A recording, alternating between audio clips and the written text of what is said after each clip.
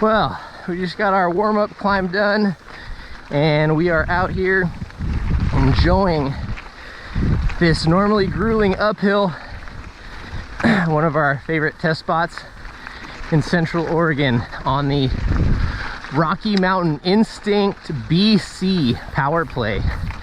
This is a 155mm rear travel bike, 160mm up front, and the Rocky Mountain uses the Dyname 3.0 Class 1 eMTB drive system. The Dyname system is a 250 watt, 118 Newton meters of torque drivetrain, or drive unit, excuse me. Another really nice standout feature about climbing on this Dyname system is it doesn't really have that super powerful surge or that instant on that some bikes have had in the past. Again, with a lot of these firmware updates, a lot of the brands have fine-tuned that on-off crazy power that causes in traction or in terrain like this where you lose traction, spin out, or can even loop out if that front tire comes up on really steep switchbacks. Definitely unique. It has its quirks. Like if I pull over and stop, which I'll do in the shade here, if you pull over and stop and rest your foot like this on the crank, or on the pedal I should say, it'll momentarily, like that, you can kind of see where it lurched back. I'm sure you can probably hear that click. All right, so that is definitely annoying, as you could imagine if you're sitting there like we so many times do, waiting for people at the top of a climb. Other than that though, can't complain about how this thing climbs and pedals. It's really awesome.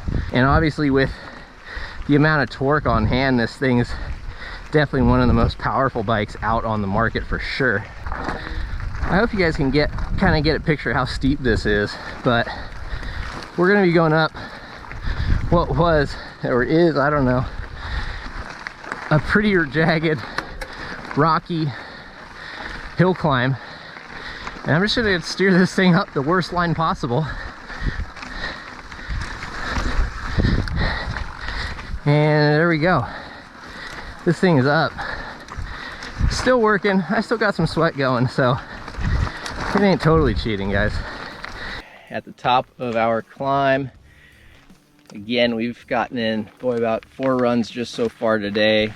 Again, this is a size large Instinct BC edition Rocky Mountains Powerplay bike, which denotes their e-bike range. See that little battery there? We've got full XT drivetrain, ARC 30 wheels, race face cranks, nice little guide unit in here to keep the chain in line, race face dropper post WTB saddle,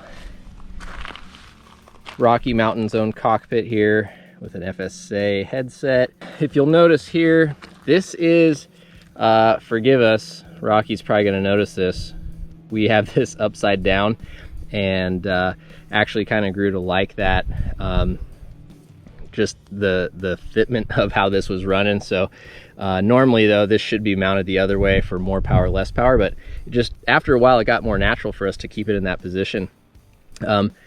No display, no information. There are some little colored LED lights in there, and that will basically, based on the color, give you an idea as to the range of the battery. Green, you know, obviously meaning that we've still got quite a bit of battery left. Red will be get back quick. XT brakes, Fox 36 fork. Can't really tell you how much more we'd like a 38 on here, but this being a performance damper, or a performance level fork with that grip damper, probably would rather just upgrade that fork to a little bit nicer 36, to be honest. Not that this fork didn't do the job, it's definitely very plush. The rear suspension tune on this bike, as with all of the Rocky e-bikes we've ridden so far, very plush, very supple, soft. It does a really, really good job of handling big and small hits, especially out in this kind of terrain where it's really loose, chattery. Bike finds the traction handles the big hits pretty well. We did add some volume reducers into that shock for some of the bigger drops and jumps, but overall very capable and solid performing bike that we think a majority of riders are going to like. So again, this thing overall definitely been a blast to ride. We really enjoyed our time on it so far. Feel free to ask any questions and let us know what you think about this bike, what you think about this Dyname motor. If you've had any issues, have any questions with it, we will definitely do our best to answer those, or get in touch with Rocky Mountain and kind of let them fill us in with, or you in with any tech that we don't have handy. So that's that. I think it's time to get back to the riding. I worked myself out of breath just standing here talking, so let's hit the downhills, get a couple more laps before the sun sets.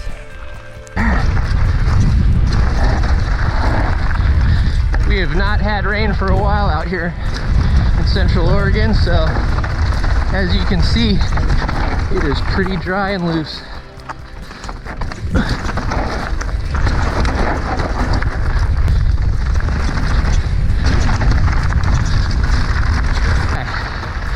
We're going to be dropping into a pretty high-speed trail here, normally, I should say. I don't know how it's going to be running, other than loose. Probably brake bumped out. Alright. Oh yeah, look at those bumps. Off camber turns in this dry soil are not good.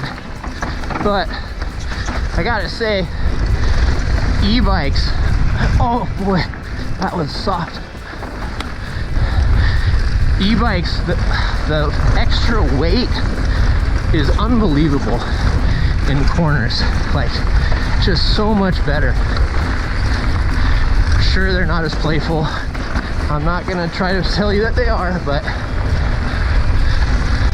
the traction, cornering, braking is better for sure because you got all that extra weight. But 65.9 degree head tube angle on this bike, definitely not slack.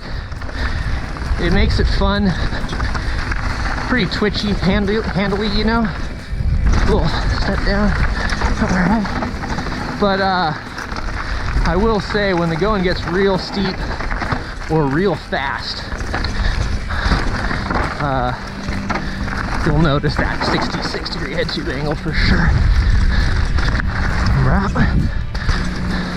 Earlier I was kind of critiquing the 65.9 degree head tube angle, and I realize that that's totally subjective to local riding terrain, speed, the steepness of your trails, etc. Sometimes you might live in an area that just is really rough and requires more travel, but doesn't have a lot of wide, high-speed terrain.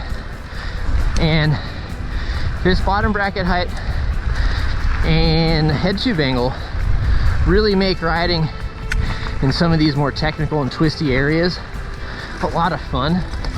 Whereas some of the bikes, like say Norco's new Sight 29er, are just really cumbersome. If you're like looking for something with some extra travel but still kind of does the job, it's a pretty sweet bike. Like we said, the motor is unique and presents a little bit of a worry in terms of, you know, just service, parts replacement. If you're on a road trip and something goes wrong, you know, it's going to be easier to find for sure Shimano stuff.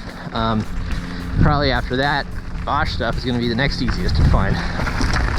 One of the hardest corners on the mountain right here. Might not look like much, but she's loose, flat. Got a weird angle. Oh, can feel those tires working. Trying to find traction.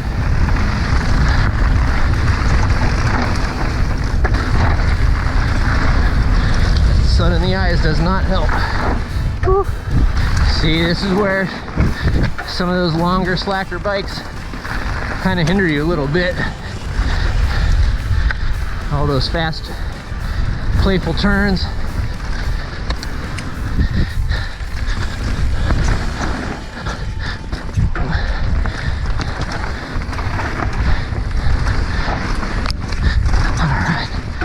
Up. Yeah. There's a pretty weird little drainage compression thing up here that a lot of these longer e-bikes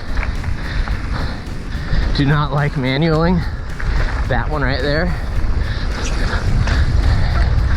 Super easy. This bike is playful. Like I said, it does blow through travel though. If you're a heavy guy or hit lots of drops, if you love to huck to flat, you'll be looking to add some volume reducers for sure. So where do we think the Rocky Mountain Instinct BC edition stacks up? It's on the list of top contenders for sure. There's a lot of really nice features about this bike. It doesn't have the slackest geometry. It's not the longest. So in many ways, you know, some of those guys that really like the really modern handling and feeling bikes might not be super thrilled with it. On the flip side, I think that this is a great crowd-pleasing geometry. I think that it's very versatile. Some of the things that I don't love about the bike are the lack of a display. I also like the lack of a display because it's one less thing to break in the event of a crash. If the bike falls over, you don't have a screen that's gonna, you know, get in the way, hit a rock and fall apart. The downside is you don't have a lot of on-trail feedback. You don't have a lot of data. There are some LED lights in the little controller. They're not super bright. They're small and hard to see. If you're in a full daylight situation, I mean, even now in the evening hours, you can't see that light unless you know, kind of cover it up with your glove and really peek in there to see if it's, you know, red, orange, green, whatever, and get you an idea as to your percentage of battery. So that's something I don't love. The suspension, I like that it's supple. I like that it's sensitive, that it really traces the ground nicely, especially in these kind of loose conditions. The bike stays planted very well. It eats up and soaks the terrain nicely. The downside is it will blow through the travel. I'm 165, 170 pounds, 5'11", on a size large, and I'm finding myself definitely blowing through travel, or I should say I was the first couple months we had the bike before adding some more volume reducers. Even still, I find it to be a little bit on the linear side for my taste. If you're not a guy that's, you know, hitting big drops all the time, or a real heavy rider with some big compressions, it might not be an issue. And the advantage of the ground tracing supple traction might outweigh those couple of times where you have a bottom out situation. The Spec I enjoyed. I thought it was a pretty competent spec. I loved the Shimano brakes. They were powerful, handled the speed on the bike. Tire spec was good. All in all, I would say it's a pretty solid offering. I like the Dyname motor. It has some quirks. It has some really nice features about it as well. It took us a while to get used to it, especially just hopping from, you know, so many Shimano and Bosch bikes onto this. But most of our testers really enjoyed it overall. And again, the warranty service aspect, parts, if you need anything replaced and you're out on the road away from a Rocky dealer or someone who might stock these, is a little bit of an issue. But overall, we try to do a little research. It doesn't seem like there's been a ton of issues online with people having problems. So, you know, take that for what it's worth and how much you might be venturing out into the middle of nowhere on your e-bikes. So overall, we were definitely impressed. We like the Instinct BC edition. It's a great bike, playful, lively, snappy, little bit linear, kind of blows through the travel a little bit, and didn't love the lack of a display, which, you know, really are pretty minor complaints overall. So as long as this Geo is going to work for you and your intended riding application, I'd say this is definitely a bike worth checking out. It is a fun bike, and all of our testers really enjoyed riding it, and I think you guys would enjoy it too. So give it a check. Let us know what you guys think down below. If you've got any questions, once again, we're happy to answer them, or reach out to Rocky and you know, facilitate their involvement for anything we can't answer on our end. So Got a little bit of time left. Gonna race the sun, get another lap, maybe even 2, and we'll see. All boost all the time.